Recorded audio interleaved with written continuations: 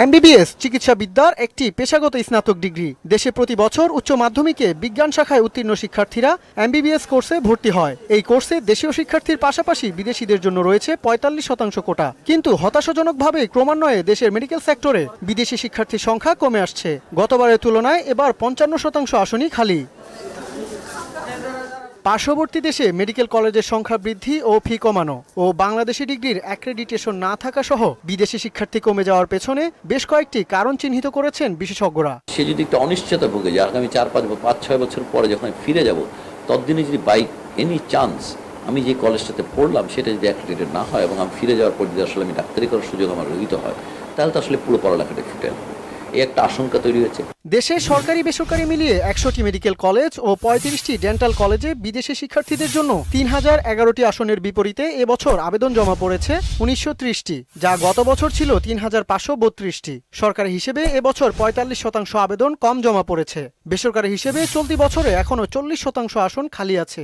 গেল কয়েক বছরই একাধিকবার পোর্টাল খোলার পরও শতভাগ আসন পূর্ণ হয়নি। সমস্যা সমাধানে এরই মধ্যে ওয়ার্ল্ড মেডিকেল ফেডারেশনের শর্ত অনুযায়ী অ্যাক্রেডিটেশন কাউন্সিল গঠনের উদ্যোগ নিয়েছে সরকার। কাউন্সিল দেশি বিদেশি এমবিবিএস ডিগ্রির গ্রহণযোগ্যতা তদারকি সহ কারিকুলামের উপর নজর রাখবে বলে জানালেন ঢাকা মেডিকেল কলেজের সাবেক অধ্যক্ষ। মেডিকেল ইনস্টিটিউশনগুলোকে আমরা রিকগনাইজ করব, অ্যাক্রেডিটেট করব।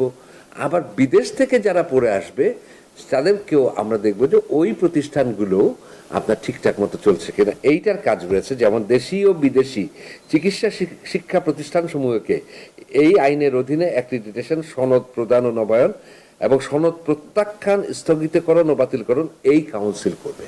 শিক্ষার্থী কমে যাওয়ার পেছনে অর্থের বিষয়টিকে আমলে নেওয়ার কোনো যৌক্তিকতা নেই। কাউন্সিলের মাধ্যমে অচিরেই এই সংকট সমাধান হবে বলেও জানান কাউন্সিলের রেজিস্ট্রারের দায়িত্ব পেতে যাওয়া এই বিশেষজ্ঞ।